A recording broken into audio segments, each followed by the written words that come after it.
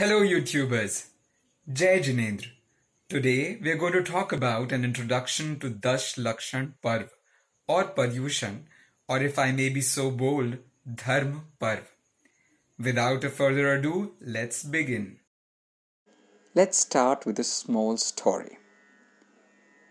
There was a kingdom long, long ago where it had a very peculiarly particular rule. It says that whosoever becomes a king can become a king only for 5 years, and right after that amount of time, the king has to be cast out into the river, which lies besides the kingdom. Every king, whenever the king starts his reign, is very, very worried of what to do of this particular situation. But a long time, they start to enjoy and doodle around. But there comes the dread day, and they have to be casted out. Everybody enjoys that they are being casted. Rather, they become very annoyed and unhappy. The moment arises and they have to go. Many of them drown, some of them get heart attack or something that they die instantly. But our king was very happy. Everybody was astonished as to why he was so happy. They thought, has he gone mad or something? But as soon as they took a turn which led them to see the river, oh my God, they were all awestruck. They saw a wonderful land on the other side of the river. That land consisted of all what he could not have in this particular side of the bank of the river. And connecting to that was a small bridge. And as soon as he bid goodbyes, the king rode the bridge and reached to the other side of the land. Now, every one of us is a king of our lives. Every one of us has to take a road by which they will seek real happiness. But at the end of the day, everybody isn't happy. But those who bid adieus happily, there is a reason behind it. Why are they happy? Is because they reach to the Pancham Gati. How do we reach to that Pancham Gati, or which we call as moksha or liberation? There is always a bridge which connects our world to that world. And that bridge is nothing other than the path to liberation. In other words, Ratnatraya, and actually that is the real Dharma. These are those particular ways by which Dharma can be attained, and by which moksha is the ultimate aim that we all look for. As the name suggests, Daslakshan Parv. These 10 characteristics are Uttam Kshama means supreme forgiveness, Uttam Mardhav means supreme modesty, Uttam Arjav means supreme straightforwardness, Uttam Shauch means supreme purity, Uttam Satya means supreme truth, Uttam Sanyam means supreme self restraint, Uttam Tap means supreme austerity, Uttam Tyag means supreme renunciation, Uttam Akinchanya means supreme possessionlessness, and Uttam Brahmacharya, which means supreme celibacy. Supreme is nothing other than Samyak Darshan, which is right belief. These 10 are not different dharmas, as people generally mix it up with. That non-violence and truth are the basic principles which comprise Gandhiji. But basically, these are not individually separate dharmas. Rather, these are the characteristics of one particular dharma, like the attributes of a soul. Samyak Darshan, Gyan, Charitra, these are different modifications of those attributes.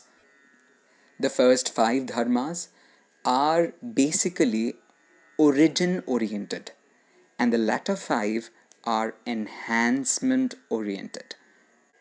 Now, generally, there is one more word added to it, which is Parv, Daslakshan Parv. A Parv is basically a festival. Generally, we consider festivals as those days or those particular moments where we can have fun, we can chill around, we can dress up like whatever we want, we can have heavy feasts. Everything is possible with it. Like on Raksha Bandhan, we tie bands, we eat kheer and laddus, or in Deepavali, we crack the crackers. Like on Sankranti, we fly kites and eat laddus again, maybe sesame seeds laddu or something. But Ashtanika and Dashlakshan are also festivals, and they are one of its kinds. Now let's look at the types of festivals or types of Parv. There are two types of Parv, non-eternal and eternal. The non-eternal ones are also called in Hindi as Tatkalik Parv. Individual based, like Teachers' Day, Children's Day, Deepavali, etc. The other ones are event based, like Independence Day, Republic Day, Raksha Bandhan, etc. But the other part that we are about to talk is eternal Parv. Ashtami, Chaturdashi, Ashtanika, and Dashlakshan are basically these Parvas. Our basic motive is to understand the Dashlakshan Parv. Now let's just look at what is eternal Parv. Those Parvas which are celebrated eternally since the time immemorable, these are called as eternal Parvas.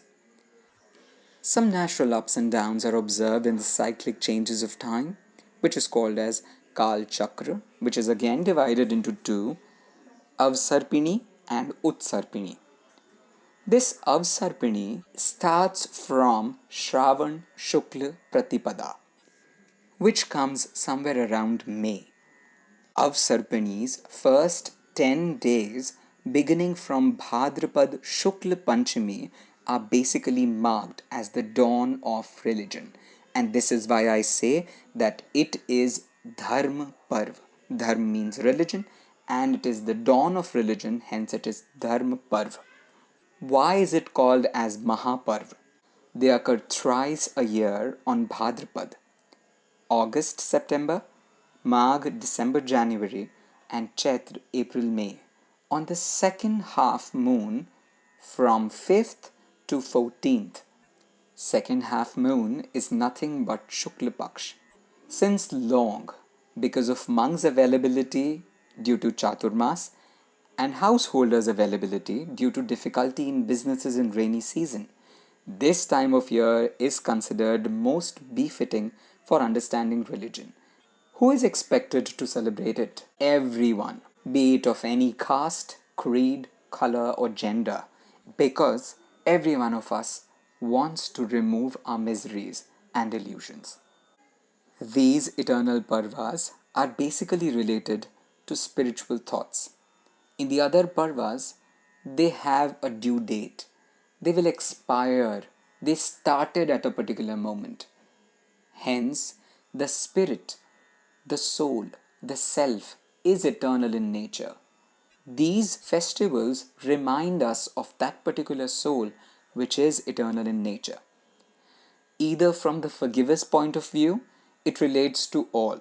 Like, I have committed a mistake to anybody because everybody is in this world and suffers misery, and whosoever wants to remove the misery should celebrate it. Although all the Jains only celebrate this Parv, but this Parv is beyond Jains, this Parv is beyond any individual, this Parv belongs to everybody, and we should all be able to celebrate it with the best possible manner. Thank you. Jai Jinendra.